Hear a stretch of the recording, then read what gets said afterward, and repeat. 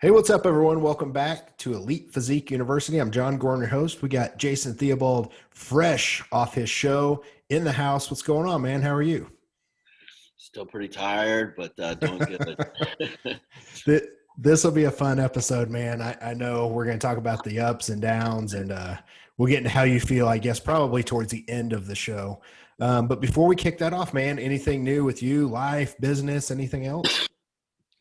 I mean, nothing super new right now, I don't think. I mean, obviously, I took fifth at my San Antonio show, and we're going to talk about that today. I mean, that's the biggest um, news I think going on. Everything else has been kind of standard, business quo. I've been getting hit up a lot for the mentorship. I've just decided right now, with me not at my best towards the evening, I'm not taking anyone else on. Yeah. So that's just kind of on hold. But if you want to get in line, or people get put in line, and then I reach out, and then they're not interested anymore. They don't have the funds. So even if you think you're at the bottom of the line, just shoot me an email if you're interested in the mentorship. I can always, like I said, put you on a waiting list, and then sometimes it goes quicker than you think. So, anyways, that's about it for me, man. Nothing else major going on. Yeah, I know we are, as the time of this recording, and we're actually getting ready to get these all caught back up. I know we took the summer to kind of chill out a little bit. We're going to get these caught back up and be releasing within 1 to 2 weeks of recording now, not 3 to 4. I know we both have the Elite Physique University seminar coming up in Tampa, but the good news is we were just talking about this right before we started recording.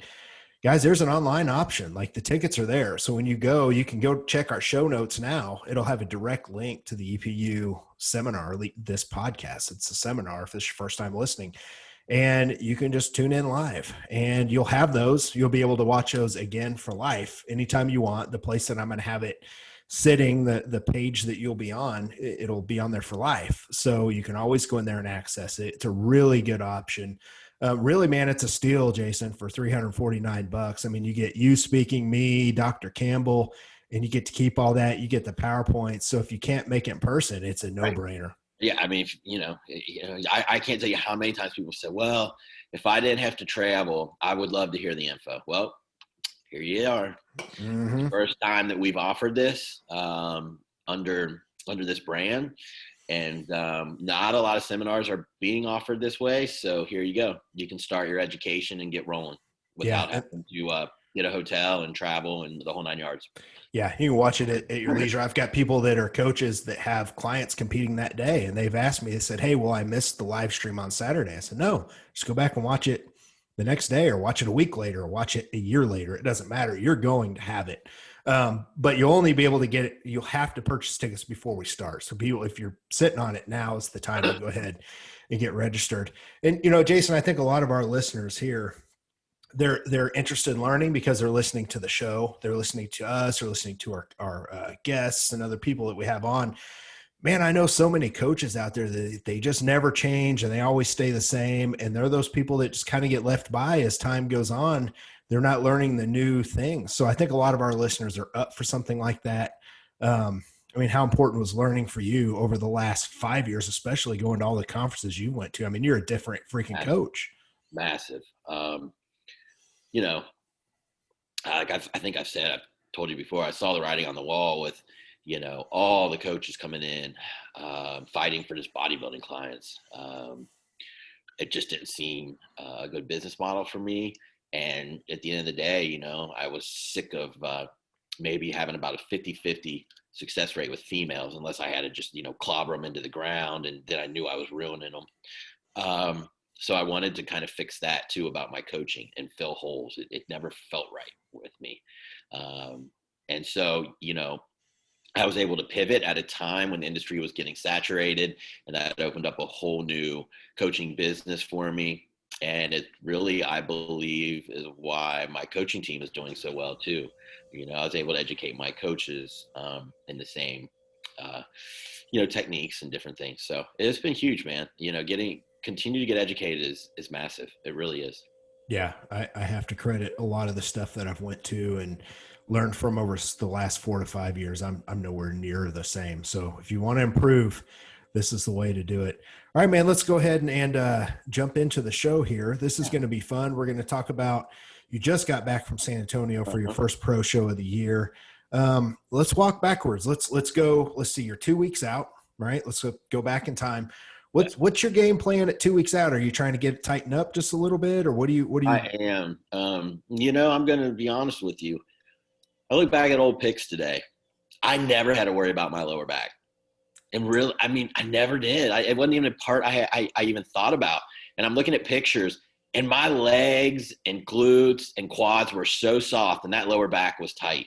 Now, man, my legs are freaking, veins and, thin dick skin, and I've got this shit on my lower back. And I don't even, it's not like I get fat in the off season, man. But like, I remember Skip Hills used to say, like, once you go over 40, there is going to be a point in time that lower back is a bitch. I was like, that ain't gonna be me, man. I'm like the skinny, like, tight, always.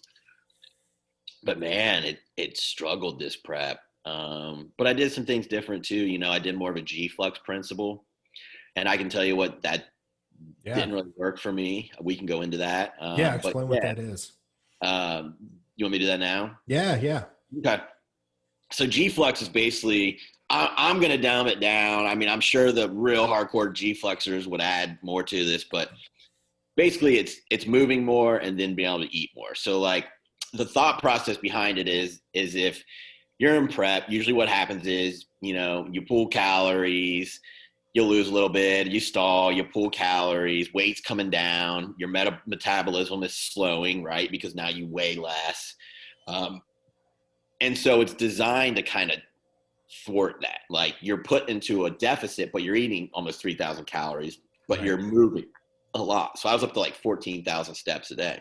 Well, for me, number one, I didn't have a great off season with my quads anyways. My knees were killing me. My hams held great. They got better, but not my quads. And so all this walking was a bad idea for it. Yeah.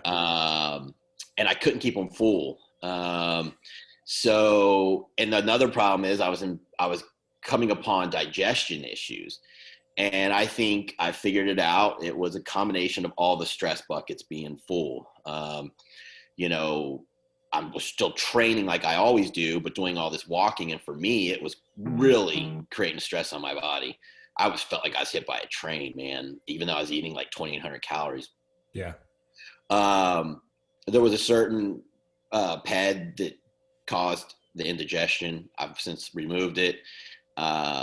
You can research. I'm not going into what it is, but you can research it. It happens a lot as you get older, so it might just not be something part of my arsenal anymore, which is fine. And then I believe I tried to eat more veggies to stay more regular, and I don't think you put it all together, it was really bogging me down. Yeah. So I wasn't able to eat. I probably needed to be eating 500 carbs, but it just wasn't working. And I've got type 2 diabetes history in the family. My blood glucose was running high with the 350 that I was eating. So I was kind of a shit show, man. And so at 2 weeks out, no, unfortunately, that was the original plan, was to be feeding up and pulling back. But I think I missed some time with the high glucose. I think obviously I wasn't digesting my nutrients well. I feel like all the walking was taking a hit to my legs. So I was lowering calories and pulling back on the walking around 2 weeks out, because I was like, man, this just ain't looking right for me. Like, I just don't feel it. It's not working. I need to eat less. I got to try to ease up the digestion. I can't keep walking. So at 2 weeks out, I pulled back on that, did a lot more rope hit, and then started bringing the carbs down. So instead of them going up, they were coming down at 2 weeks out. But, it's where I was at. I tried something new. I don't regret doing it. I think I now can prep my clients who like steps and who do well. There are a lot of people who can do a lot of steps and they feel great and they can eat more and they would prefer that. For me, the CNS hit, even though it's walking out in the sun and just because I don't have a tread at the house. I was just getting outside thinking, oh, it's good for me, fresh air. It was just beating me down, man. Yeah. And so 2 weeks out, no, I was not reversing. So, hindsight's an amazing thing because it's going to make me sound real smart right now. So I'm going to ask you some questions. One, I am a big fan of HIT because it gives your lower body a break. You know what I mean? Hit with the ropes, just like go ahead and keep going. Yeah. with the walking, do you think it hit you so hard? Because I think a lot of the times with my clients who can do a lot of steps, I don't really track steps, but I do track total steady state, on their Uh, legs. Do you feel like it hit you hard? Because I mean, you're a diet coach, you're not out, you're not nursing, working tens and like getting in 20,000 steps a day. Do you feel like 14,000 steps hit you hard because you went from just a little bit of activity to a lot during prep? I would imagine literally coming out of the winter, now that I know what Yeah. step tracks look like, I bet there was days in the winter I did 2,000 steps. Yeah. I never would have even thought Cold as about that fuck. on my end. I hate going outside in the winter. I'm a diet coach. Mhm. I literally can park 10 feet from the gym door, and in the cold I do. And so Yep. I went from March, April, right, kind of into a prep. I was traveling a lot. I mean, my focus was not on tons of cardio.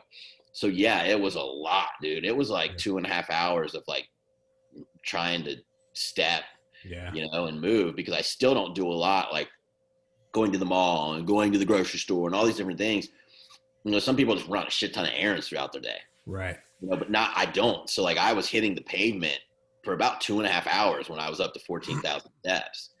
And sometimes it was at 9:30 at night, and all that was left was a shake and maybe some veggies. And, I gave it a roll. And like I said, I was eating 2,800 calories, which is a lot for me in a prep.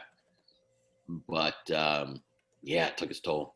So here's the other thing, and that's why I said hindsight. I never would have caught that, but hindsight makes everybody sound smart.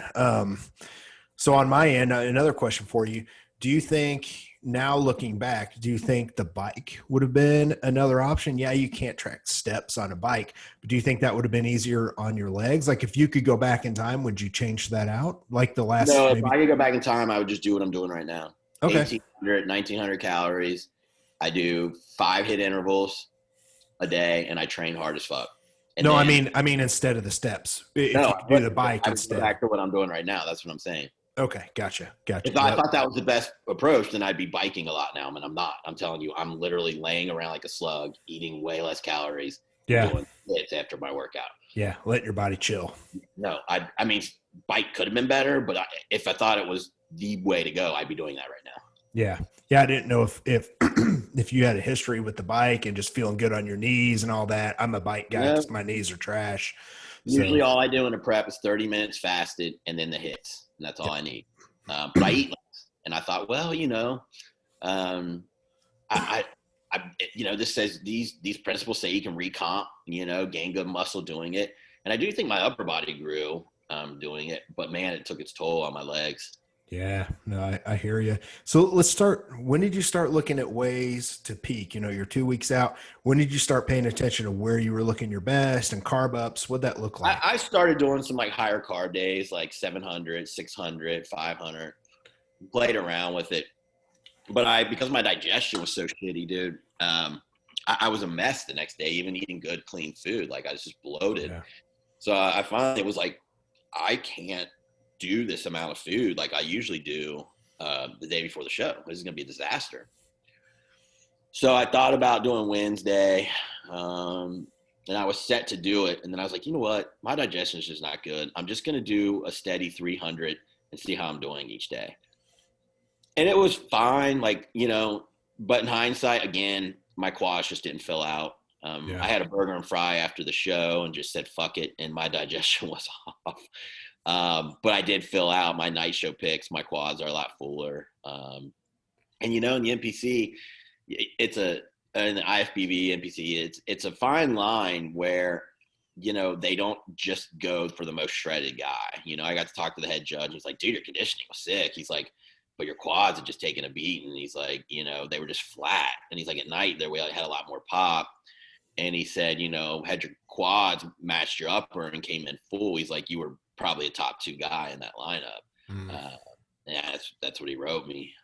So now I'm trying to figure out how do I get a little tighter, but bring some fullness back to the quads. So, I've got a plan. I can tell you what I'm doing if you want to go to that route, or if you got other questions still on the other stuff, you know. Yeah, we'll get there at the end, kind of what you're doing next. Let's talk about water and seeing Yeah. how you look, because you sent me some pictures. You're always like, I wake up, I joke because I wake up to nudes from Jason, and you got to fucking, you sent me two pictures, and I had to ask you. So you sent me one, and you were flat and a little bit smaller. You know, it's first thing in the morning, no water. He sent me another picture, and it was that evening with just all your food and water in. And I had to ask you when the first picture was, because I thought that motherfucker was from 2016. I really did. And I thought you were showing me the growth that you had over the last five Right. years. And it was the morning when had no water, food, and salt in you versus later. Talk about how important, and we'll do a whole peak week episode at some point, but dude, how important was that for, I mean, you've known this for forever now. How important is it for people to understand the difference in looks, morning Yeah. I versus mean, evening? you should be taking a ton of different pictures during your final 4 weeks. Kind of watching like, all right, well, I've got 3/4 gallons in. Like, how do I look? Oh, I've got a gallon and a half in, or, it's night. I've Yeah. got all 6 meals in. Um, and so I knew that I needed, a bit more water. I knew that I needed to get those meals in. But I wasn't really able to use it because Saturday I woke up and I just didn't feel good, man. I had really Yeah. bad indigestion. So at 5 o'clock, I had planned to eat like 2 ounces of cooked chicken and like 60 to 70 carbs of cream of rice with some peanut butter. There was no way without looking pregnant. So Yeah. I loaded on honey and like liver tablets. So I would just squirt honey into my mouth. Yeah. And there's just no substance to it, man. It's going through you so fast. You're trying to get it Right. in. Um, I'll be honest with you, it just, a lot of things weren't ideal. This isn't me like making excuses. I still got top five. But I know I can be better, and there was a lot of lessons learned, even still after doing this shit 25 years. Yeah. It just wasn't. A lot of things didn't go my way, and I had to improvise. So I loaded as hard as I could on honey to keep my belly as streamlined as I could because it wasn't going to fill it up. And man, that was, after a while, that gets disgusting. I'm literally just shooting it in my mouth, like Yeah. weighing it on I weigh it and then like squirt some and then reweigh and see if I've got, the serving out, and that's 17 carbs. And I'm doing, that 4 times for a meal. And like, then, it just never happened. So, like I said, I did put the burger and fry in. If you look at the night pics that I posted on my IG, that was the second set of pics I posted. Legs are a lot fuller, backs, looks really wide and dense. I could see the extra water, but the judges said they liked the look better, and I guess I was conditioned enough that they didn't care. Yeah. So they were saying they liked the night look better too. But I knew all this. I just couldn't get the water and food in to replicate it because I knew then I was going to have a pregnant belly. Yep. And at this point, I had tried the enzymes, tried all these different things, but it was about getting the stress buckets lower, just like we preach with our clients. You got digestion issues, a lot of times, first and foremost, change lifestyle things. And for me, I had to examine everything that was putting stress on my body and then adjust it. And my digestion right now is a lot better. Yeah. Let's talk about Wednesday, Thursday, Friday, real quick. We don't have to go into a ton of detail, but what was your food like on Wednesday, Thursday? And I know you had to make weight Friday, so let's start with like a Wednesday, Thursday. It was just like 220 protein, 320 carb, and about 60 fats. And I did that Wednesday and Thursday. Okay. And I had been losing weight on that. I was still dropping weight. Right. So you're a tad depleted. You're a tad depleted on that diet. Yeah. Yeah. Yeah. Okay. Yeah, I was still dropping fucking weight. But again, I knew if I overate and, not overate, but if I pushed more, it was going to be a problem. Like it was pretty bad indigestion and just burping, and wasn't really gassy, but my belly, I just couldn't keep it in as it was. And they'll dock you big time in classic if, you're sitting there hanging. Yeah. Right. So, that's all it was. And then on Friday, I did the same thing. I kept my water high, about a gallon and a half, which is high for me. Sodium I kept in the whole time. And on Friday, I switched to smart water, pH balanced. And I'm telling you, that shit dries me out. I pee like crazy. My skin gets thin as fuck. Friday, my skin was a lot thinner looking than Thursday. and I ate the same food and the same macro count. I never really quote unquote carved up. I kind of just started to rest and ate that 320 all the way into the show. Yeah. So then you made weight. What'd you weigh, and what was the weight you had to make? I had to be under 185, and with a tank top on and some sandals, I was 181 at 4 p.m. Okay, after gotcha. three How, meals. how close was that to your scale? Just curious. Like, It was right on. When I went over my okay. scale, 181, and I was 181 there. Okay. Yeah. I know sometimes I always tell my clients, I'm like, man, we're going to try and make a little extra because you never know. Somebody else's scale might weigh a little heavy. So, all right, man. So then you wake up day of the show. What time did you go on, and how many meals did you have in you? I know you talked about that a little bit, but you primarily went with honey, right? First thing in the morning. Yeah, we went on at 11, which was nice. And I had a bunch of honey, and then finally I said, I got to get something a little bit more in, a little, I still wanted this fast acting, to hopefully just make it move through. Yeah. So I did about 5 Rice Krispie treats, coconut water for the potassium, and then a half a teaspoon of salt, and started to pump up. Yeah. My upper body came to life a little bit, but I knew I just wasn't full enough even on that. So I ate, I had a king size Snickers where there's 2 bars in there. I ate 1 Snickers. Still, wasn't enough. And then I was starting to worry about putting all that sugar on my stomach. Yeah. So I killed the coconut water, and just went. I was tight. I was tight. Felt, that, but I knew I was on the flat side. And, I'm not a physique that should come in super full. I lose lines, and I'm more of a detail guy, but I need some fullness. And I missed it in the quads. The shoulders were good enough, arms, back, but I missed it in the quads. Chest could have been fuller that morning. If you look at if you look at the second set of pics I put up, it's from my posing routine. But quads are harder, denser, Yeah. more lines, and rounder. And the judges are saying, I got to get closer to that for the morning. And I think it's going to be no problem because my digestion now, I know what's up. It feels a lot better, and I should be able to do a more traditional load, which for me I do really well on a back load usually. Yeah. How was would water look like for you that day? I know we've got people listening that some people think you have to have 2 gallons. Some people think Yep. no water at all. Like Yep. it's all so individual that people didn't Well, understand what I it looked like wanted for close you. to a half a gallon, and I needed to do it slow, so I started at 5 a.m. Yeah. I had about 33 or 40 ounces in me before I did my pump up, and I put about 20 ounces of coconut water in me over 40 minutes to an hour. So I got about 50 to 60 ounces, which is close to a gallon and a half, or a half a gallon. I'm sorry. Yeah.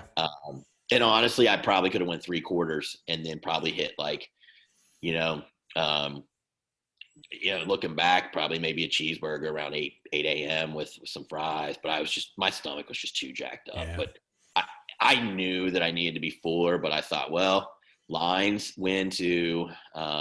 You're dry, you got that thin skin, just roll it, I would rather be able to pull my belly in than not. So I just went that direction rather than risking, having that turtle belly, but you just can't pull it in, Yeah.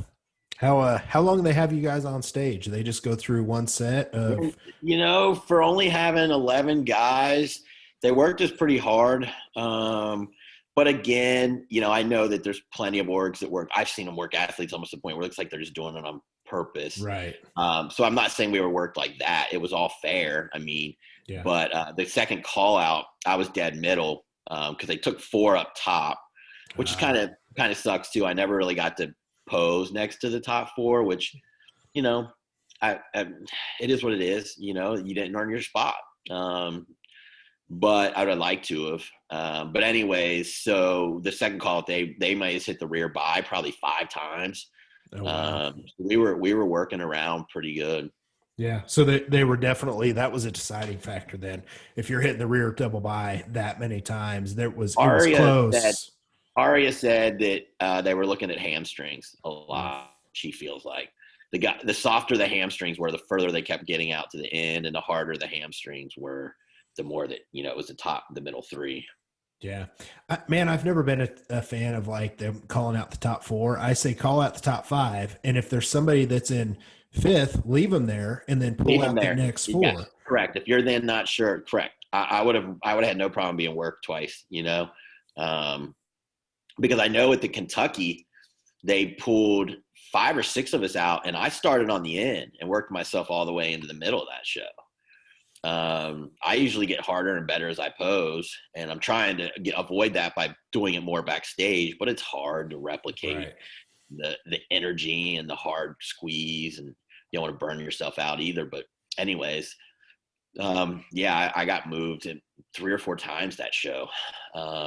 So I don't know, man. It is what it is. Like yeah, like Jack said, had my legs been fuller, I'd have been a top 2, 3 guy. So um, Gotcha. you just adjust and try to do what you can in 3 weeks. I mean, I only got 3 weeks. I'm not a magician, Yeah. but I'm gonna try to bring a little bit more balance and stay off the legs. So So let's talk about that to wrap up the show. yeah, What's the next show, and then what's your plan to come in a little bit better? Because obviously you've talked a lot about digestion, but what's the next show? next show is Kentucky Pro. Okay. It's October 16th in Yep. Louisville, Kentucky. So if anyone's around that area, come out. So I pulled out the supplement that I've pretty much figured was causing the indigestion. So that removes a stressor. I removed all the walking. That removes a stressor. Um, Anything of the diet that I felt like maybe contributing, I've removed as well. So I cut back on like stevia, even though I usually do good on it. I eat more in so I've just cut that back. I'm not killing veggies as much either. So I've done a lot to move the digestion along. Um, and then the hits I'm doing, that's it right now for cardio. No walking on the legs at all, other than just life. Yeah. And I'm doing 5 hit intervals post workout on the ropes, 20 work, 40 moderate. Um, and then I'm hitting legs like every third day if I can, if I'm recovered. And then like 3 to 4 sets every time I'm in the gym, I'm just doing real light leg extensions to pump blood in Yeah. there. I've brought my calves up pretty quick doing something similar where I hit them almost every day, but a lot of it's body weight work in between sets, and then I'll hit them like every third day with weight. So I'm just kind of replicating that to quads and trying to get a little more fullness and roundness to them, and then just stay off of them. I'm eating way less, like 18 to 1900 calories, but I'm back to the way I've always kind of prepped, and that's do some hit. I am not doing the fasted cardio right now. I would if the legs weren't the issue, but I feel like I need to stay off of them and just eat less. It's about 1900 calories. I think it's like 220 protein, 160 to 80 carbs, and my fats are really low, like 20. So Yeah. it's just not much food, but I feel okay. I also fast until my first meal now because since I'm not walking, um, I want to burn some fat, and I feel like I hit my L-carnitine and a little clean, and just sit there and work and sip on coffee for about 3 hours, eat around 11, and then go train. Yeah. Well, and also too, you're getting, like you said, you're giving digestion a break, so that'll be Yeah, a good thing coming into these final weeks. Yeah, I'm 100%. super excited, man, to see how that goes. October 16th weekend. Man, we're gonna go ahead and wrap it up so you can get back to chilling out and just resting and letting your body get. But like I told our listeners, we're gonna have these coming a little bit more often now. So go check out the show notes. All the information's there. If you ever want to hit us up and let us know, hey, we'd like to have this guest on the show, or if you have a question for the Q&A, we've got some more Q&As coming up. Or if you want to get a link to the seminar, just hit up the show notes and it's there. So for myself and Jason, we're out of here. See you guys.